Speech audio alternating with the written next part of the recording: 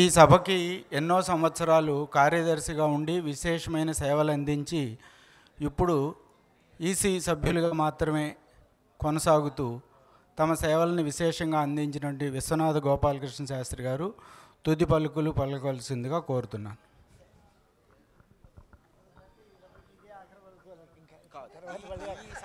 పర్యాయపదం అదే అర్థం. తుది పలుకులు అంటే ఈ సభలో ఇదే మాట్లాడడం ఆఖరుని. ఈ సభలో ఇవాల్టి సభలో 17 ఆగస్టు 2025లో శ్రీ గురుభ్యో నమః. సమయం చాలా ఎక్కువైపోయింది కదా అని ఉద్దేశం తప్ప నాకేమీ దీనిలో అస్వారస్యం ఏం లేదు. మాట్లాడకూడదని కాదు. పొద్దున్న నుంచి ప్రారంభించి వర్షంలో తడిసి మధ్యాహ్నం ఎంతో ఇబ్బంది పడి ఉదయం నుంచి రాత్రి 8 వరకు కూర్చున్న అధ్యాపకులు, వారి కోసం వచ్చినటువంటి వారందరినీ ఇంకా సహనం పరీక్షిస్తూ కూర్చోపెట్టడం అది భావ్యం కాదనే ఉద్దేశంతో నేనేం మాట్లాడినన్నాను. చాలా పెద్దలు మాట్లాడారు. గణపతి గారు చాతుర్వర్ణ వ్యవస్థ గురించి మాట్లాడారు. అలాగే షణ్ముఖ శర్మ గారు లాంటి పెద్దలే ఇక్కడ కూర్చోవడమే అదృష్టం, నేను ధన్యుణ్ణి అని అంటే మరి ఇంకేం మాట్లాడాలి. కానీ గురువుగారి సభ కనుక మరీ కాదు అంటే వేరే అపోహ వస్తుంది. అర్థం అలాంటి దురభిప్రాయాలు రాకుండా ఉండడం కోసమే 2 మాటలు చెప్తాను. శాస్త్రి గారు యథాశక్తి అనుష్ఠానం, యథావిధి అనుష్ఠానం అని 2 మాటలు వృత్తికారక కర్మ మీమాంసలో చాలా బాగా రాశారు. అంటే ఆయన బాగా రాశారని ఆయనకి సర్టిఫికెట్ ఇవ్వడం కాదు, అది లోకానికి అందరికీ ఇవాళ కావలసినటువంటి మాటలు. దానిలో ఎలా చెప్పారో, ఎటువంటి అధికారాలు కావాలో అటువంటి అన్నిటినీ, కర్మలన్నిటినీ చెప్పింది చెప్పినట్టుగా చేయడం అనేది అంత కష్టం. అంతలాగైతే అందరికీ అందుబాటులో ఉండదు. ఖచ్చితంగా యథావిధి కాకుండా యథాశక్తి అనుష్ఠానం.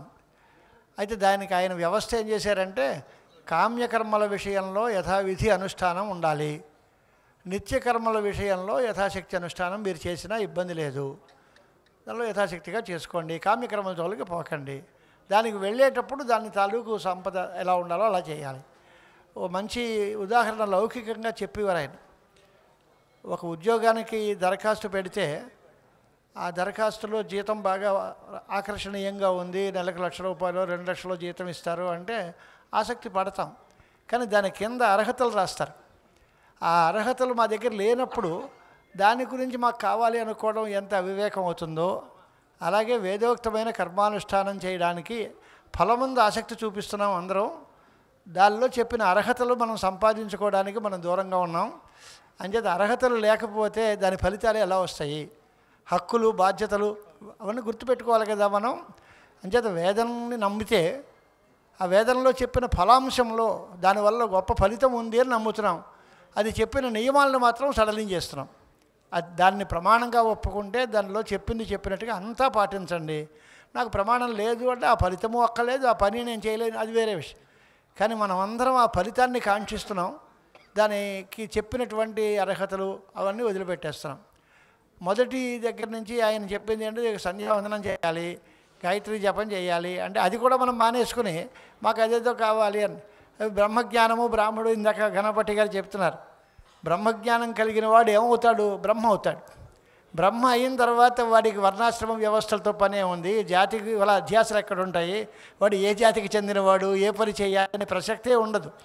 అంచేత నేను ఫలానా జాతికి చెందినవాడిని, నేను ఈ జాతి ఈ వర్ణానికి చెందినవాడిని, ఈ ఆశ్రమంలో ఉన్నవాడిని, నాకు ఈ పని వేదం విధించింది అనే ఉద్దేశ్యంతో ఆ కర్తృత్వ అధ్యాస అంటారు దాన్ని. నేను కర్తని, నేను ఇప్పుడు ఈ పని చేయడానికి అర్హత గలవాడిని, నేను చేస్తున్నాను, నాకు ఈ ఫలితం కావాలి అనుకోవాలి. అలాగే బ్రాహ్మణత్వం అనేది కూడా ఒక జాత్యధ్యాస.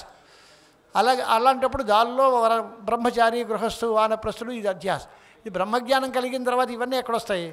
అంటే బ్రహ్మజ్ఞానం కలిగిన తర్వాత బ్రాహ్మణుడు కాదు, బ్రహ్మజ్ఞానం కలిగిన వాడు అన్ని వర్ణాలకి అతీతమై నామ రూపం గోత్రం ఏమీ ఉండకుండా అగోత్రం అచక్షుష్కం అవర్ణం ఇలాంటి మాటలతో బ్రహ్మతత్వాన్ని చెబుతుంది శాస్త్రం. అంచేత అది కాదు కావాల్సింది. చాతుర్వర్ణ వ్యవస్థలో మనం బ్రాహ్మణత్వాన్ని నిలబెట్టుకోవాలి. కొన్ని రోజులు సంధ్యావందనం మానేస్తే దౌర్బ్రాహ్మణ్యం వస్తుంది, బ్రాహ్మణత్వం పోతుంది అనే మాట కూడా కనిపిస్తుంది. ఇది బ్రహ్మజ్ఞానం వచ్చిన వాడు సంధ్యావందనం చేయకపోతే పోతుంది అనే మాటలు కుదరవు. అంచేత పూర్వాపర విరోధాలు లేకుండా ఆ వేదార్థం తెలుసుకుని తాత్పర్య నిర్ణాయక ప్రమాణాలతో తాత్పర్యం నిర్ణయించాలి తప్ప ఏదో మనకి అనుకూలమైన అంశాన్ని తీసుకుని దాన్ని ఇదే వేదార్థము అని చెప్తే అది సరిపోదు. ఉపక్రమోపసంహారాది షడ్విధ తాత్పర్య లింగోపేతంగా వేదార్థ తాత్పర్య నిర్ణయం చేయాలి. దానికి విద్యారణ్య స్వాముల వారు, భట్టభాస్కరులు మొదలైన పెద్దలు వ్రాసినటువంటి భాష్యాన్ని ఆకలింపు చేసుకోవాలి. అనూచన సంప్రదాయాన్ని పాటించుకోవాలి. అలా కాకపోతే తస్మాత్ అసంప్రదాయజ్ఞ సర్వశాస్త్రవిదపి మూర్ఖవద్ ఉపేక్షణీయ అని ఆచార్యస్వాముల వారే తోసిపుచ్చేశారు. అందుచేత అలాంటి సంప్రదాయం తెలిసినటువంటి పెద్దలు గురుగారు సూర్యప్రకాశ్ శాస్త్రి గారు వేదార్థ జ్ఞానదీపిక, వేదార్థ ఉపన్యాసాలు అనే పేరుతో 2 గ్రంథాలు రాసి మనకి తెలుగు భాషలో అందరికీ అందించారు. లౌకిక జీవితానికి వేదం ఎంతవరకు ఉపయోగపడుతుంది అనే అంశాలు గురుగారు ఉపన్యాసాల్లోనే స్త్రీ ధర్మాలు, గోమాహాత్మ్యం, పతివ్రత ధర్మాలు, సంస్కారముల యొక్క ధర్మాలు అవన్నీ చాలా విశేషంగా రాశారు ఆయన. అవన్నీ ఇప్పుడు చెప్పడానికి నాకు టైము లేదు, ఇప్పుడు వినే ఓపిక కూడా మీకు ఉండదు బహుశా. అందుచేత దాన్ని అందరూ ఆ పుస్తకాలన్నింటినీ మనం అధ్యయనం చేయడం ఒక మార్గం. రెండోది, దీని నుంచి వరకు కాకుండా జగద్గురు భారతీ తీర్థ మహాస్వాముల వారు బొంబాయి నగరంలో ఒక అనుగ్రహ భాషణం చేశారు సభలో. అప్పుడు వారు అన్నారు, ధర్మాల గురించి మాట్లాడదాం, సరే మంచిది. ధర్మం 2 రకాలుగా ఉంటుంది, సామాన్య ధర్మం, విశేష ధర్మం అని. విశేష ధర్మాలు అంటే రాజధర్మాలు వేరు, గృహస్థ ధర్మాలు వేరు, పరిపాలకుడి ధర్మం వేరు, పరిపాలకుడి ధర్మం వేరు, గురువు ధర్మం వేరు, శిష్య ధర్మం వేరు, రకరకాలుగా ఉంటాయి. సామాన్య ధర్మాలు అందరికీ సత్యము, అహింస, బ్రహ్మచర్యం, ఇంద్రియ నిగ్రహం ఇవి ముందు పాటించుకోండి అయ్యా. ఈ యమనియమాలని పాటించుకోండి. అందరూ చక్కగా అబద్ధం ఆడకూడదు, ఎవరిని మనం ఇబ్బంది పెట్టద్దు, మన వల్ల ఎవరికీ కష్టం కలగద్దు, నేనే గొప్ప అని మీసం మేలేయద్దు. ఇలాంటి అహంకారం పోగొట్టుకుని వినయంతో, గురువుల పట్ల భక్తిభావంతో, సత్యవ్రతాన్ని పాటిస్తూ, అహింసా పద్ధతిలో, ఇంద్రియ నిగ్రహంతో, అనవసరమైనటువంటి అర్థార్జన కోసం వెంపర్లాడకుండా మానవ జీవితాన్ని సార్థకం చేసుకోండి అని ఒక గొప్ప అనుగ్రహ భాషణం చేశారు. అప్పుడు సామాన్య ధర్మాలని దృష్టిలో పెట్టుకోండి అని. లేదా అలాంటి సామాన్య ధర్మాలు ముందు అలవాటు చేసుకుంటే అప్పుడు ఈ విశేషమైనటువంటి గొప్ప గొప్ప శాస్త్రీయమైన విషయాలు తెలుసుకునేటువంటి యోగ్యత వస్తుంది. ఆ యోగ్యత వచ్చినప్పుడు ఇవన్నీ మనసుకి ఆకర్షణీయంగా ఉంటాయి. అలా లేకపోతే ఇవేమిటి ఇలా చెప్తున్నారు ఏమిటి అనిపిస్తుంది. మనకి ప్రస్తుతానికి అది ట్యూన్ అవ్వదు కనుక, దాన్ని మనం గ్రహించలేం కనుక ఇదంతా లోకానికి విరుద్ధంగా ఉన్నట్టుగా అనిపిస్తుంది. కానీ అలాంటి పాపాలన్నీ పోయేటువంటి సత్కర్మాచరణం, సామాన్య ధర్మాచరణం ఇవన్నీ చేస్తే అప్పుడు ఆ ధర్మం మనస్సు పరిపక్వం అవుతుంది. ఆ కొత్త లోపల ఉండేటువంటి తత్వాన్ని తెలుసుకునేదానికి యోగ్యతని సంపాదించుకుంటుంది. కనుక మనం అందరం వేద ప్రామాణ్య బుద్ధితో, వేదంలో చెప్పింది 100కి 100 పాళ్ళు నిజం, దానిలో చెప్పిన అంశాలు అన్నిటినీ మనం స్వీకరించాలి తప్ప దానిలో అధికారాల కోసం చెప్పిన మాటలు వదిలిపెట్టేసి దానిలో చెప్పిన గొప్ప ఫలాలు మాత్రం మా అందరికీ కావాలి అనుకోవడం అంత సరి అయిన పద్ధతి కాదు. దానికి ఒక ఉదాహరణ చెప్తుంది శాస్త్రం. కుక్కటస్య అండం భక్షణాయ అని ఒక కోడిగుడ్డు దొరికితే దానిలో సగం నేను తినేస్తాను, సగం దాచుకుంటే మళ్ళీ ఉత్తరత్ర అభివృద్ధి చెందుతుంది అంటే అది ఎలా కుదురుతుంది? సగంలో ఒక కోడి తినేస్తే అయిపోవాలి, లేదా దాచుకుంటే పిల్ల పుడుతుంది. అది కాదు, దానిలో సగం నేను వాడుకుంటాను, సగం పిల్ల పుట్టాలి అంటే అయ్యే పని కాదు. అంచేత వేదంలో అధికారాల అంశంలో కావాలి అనుకుంటే పాటించాలి, అనుష్ఠానం చేస్తేనే దాని ఫలితం వస్తుంది. అధికారం లేనప్పుడు అనుష్ఠానము లేదు, ఫలితము లేదు. అంచేత మానవ సమాజానికి వేదం చాలా ఉపకరిస్తుంది. మొట్టమొదటిగా గుర్తుపెట్టుకోవాల్సింది, మనం ప్రామాణికమైన జీవితం గడపాలి. ప్రామాణికము అంటే ప్రమాణాలతో ఉండాలి. అంటే ప్రమాణాలు మొదట్లో ప్రమాణం ఏది అంటే శృతి, స్మృతి, సదాచార ఇవన్నీ ఉన్నాయి. ఆఖరి పక్షం ఏమిటి అంటే ఆత్మనస్తుష్టిరేవచ అని ఇంకో ఆఖరి పక్షం ఒకటి ఉంది. మీ మనస్సుకి ఏది సంతోషాన్ని కలిగిస్తుందో దాని ప్రకారం ఆచరించుకోండి. అంచేత వేదం చెప్పినటువంటి విషయాలని మనం శ్రద్ధగా గ్రహించాలి. అది మనకి తెలియకపోతే దానిలో ఉన్న విషయాన్నే రామాయణ భారత భాగవతాదుల్లో మనకి అందించారు కనుక చక్కగా భారత భాగవతాలు రామాయణం చదువుకుని రేపు పొద్దున మళ్ళీ 30 రోజుల పాటు షణ్ముఖ శర్మ గారు భారతం చెప్పేటువంటి అదృష్టం మనకి 60 రోజుల పాటు భారత ప్రవచనం చేస్తారు. అది వింటే మనం ఈ వేదార్థాలన్నీ విన్నట్టే లెక్క. ఇది భారతం పంచమ వేదం, మొత్తం వేద సారం అంతటినీ కూడా వ్యాసుల వారు భారతంలో మనందరికీ అందింపజేశారు. స్త్రీశూద్ర ద్విజబంధూనాం త్రయీ నశ్రుతి గోచర ఇది కృపయా మునినా భారతం ఆఖ్యానం కృతం అని మామూలుగా శ్లోకాల్లో మనం చెబుతూ ఉంటాం. అంచేత భారతం వినాలి. భారతంలో శాంతి పర్వంలో చెప్పినటువంటి ధర్మం అన్నీ బాగా అవన్నీ ఆచరింప చేసుకోవాలి. అప్పుడు దీని స్థాయికి వస్తే వేదార్థములు బాగా అందుబాటులో వస్తాయి. కనుక మనకి అందుబాటులో లేని విషయాలని అందించుకోవాలి అంటే దానికి మనం ముందు అర్హతను సంపాదించుకోవాలి అని మాత్రం మీకు మనవి చేస్తూ, లోకక్షేమానికి వేదం చాలా ప్రధానం. ఆ వేదాన్ని రక్షించడము అంటే ప్రచారం చేయడం, దానిలో ఉన్న విజ్ఞానాన్ని సంపాదింపజేయడం, అనుష్ఠానం చేయడం 3 రకాలు.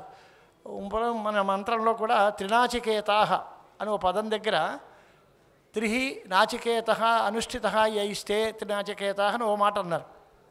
అంటే నాచికేత క్రతువుని 3 సార్లు అనుష్ఠానం చేసిన వాళ్ళు అని. అలా కాదు, 3 రకాలుగా అనుష్ఠానం చేసిన వాళ్ళు అంటే దాన్ని చదువుకున్న వాళ్ళు, దాని అర్థం తెలుసుకున్న వాళ్ళు, దాన్ని ఆచరించిన వాళ్ళు. అధ్యయనము, అర్థజ్ఞానము, అనుష్ఠానము, ఇది 3 రకాల ప్రకారం. ఈ 3 రకాలుగా కూడా నాచికేత క్రతువుని ఎవరైతే అధ్యయనం చేసి అర్థం తెలుసుకుని అనుష్ఠానం చేస్తారో అనే అభిప్రాయంలో కూడా త్రినాచికేత అని ప్రయోగం ఉంది అని వ్యాఖ్యానం చేశారు. అలాగే మనం వేదాన్ని అధ్యయనం చేయడం, అర్థజ్ఞానం, అనుష్ఠానం ఇవన్నీ కూడా పెద్ద గొప్ప పరంపర. సోపాన క్రమంతో పుట్టిన దగ్గర నుంచి మోక్షం వరకు ఉండే పరంపరలో చాలా గొప్ప గొప్ప మైలురాళ్ళు లాంటివి ఇవన్నీ క్రమక్రమంగా చేయాలి. సోపాన పంచకంలో కూడా స్వాముల వారు అదే చెప్తారు. వేదో నిత్యమధీయతాం తదుదితం కర్మ స్వనుష్ఠీయతాం తేనేహస్య విధీయతాం అపచితి కామ్యే మతిస్త్యజ్యతాం పాపౌహ పరిధూయతాం భవసుఖే దోషోనుసంధీయతాం ఆత్మేచ్ఛా వ్యవసీయతాం నిజగృహాత్ తూర్ణం వినిర్గమ్యతాం అని శంకరాచార్య స్వామి వారు అన్ని మార్గాలు అందరినీ దృష్టిలో పెట్టుకుని అందరూ బాగుపడాలి అనే ఉద్దేశంతో చక్కటి అనుగ్రహం మనకు చేశారు. చేత మన సంప్రదాయాన్ని, ఈ సత్సంగాన్ని పాటిస్తూ పెద్దల మాటలు మనం విని మన జీవితంలో ఒక మార్పు ఏదైనా చేసుకుంటే దానివల్ల మనం బాగుపడతాం. అంచేతనే మొట్టమొదట్లో అసతో మా సద్గమయ అభ్యారోహ మంత్ర జపం అని బృహదారణ్యకంలో ఉంది. ఆ ఒక్కటే మనం పాటించుకోవాల్సింది. అసతః మా సద్గమయ, అశాస్త్రీయ మార్గంలోంచి మమ్మల్ని శాస్త్రీయ మార్గంలోకి ప్రవేశపెట్టండి, నడిపించండి.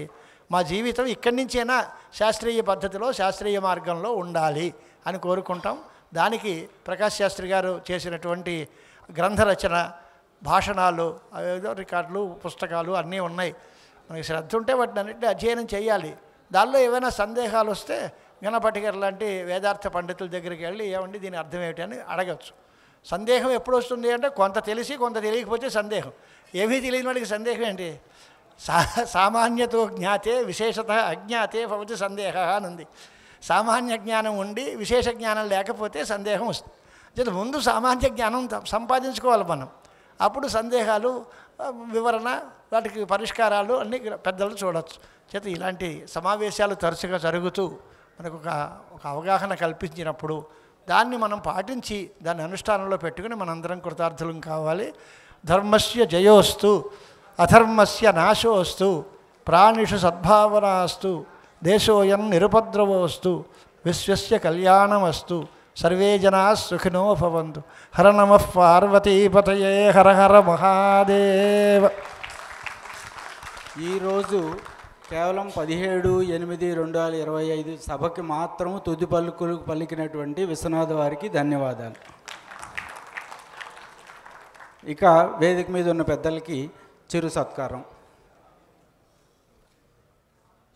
ప్రకాష్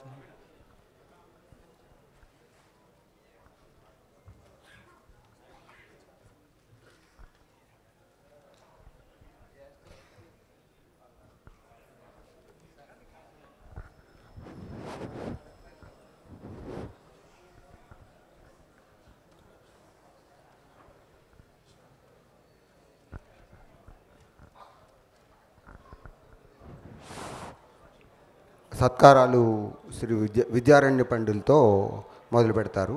మా అధ్యక్షులు వారి చేతులతోటి విద్యారణ్య పండితులకి సత్కారం.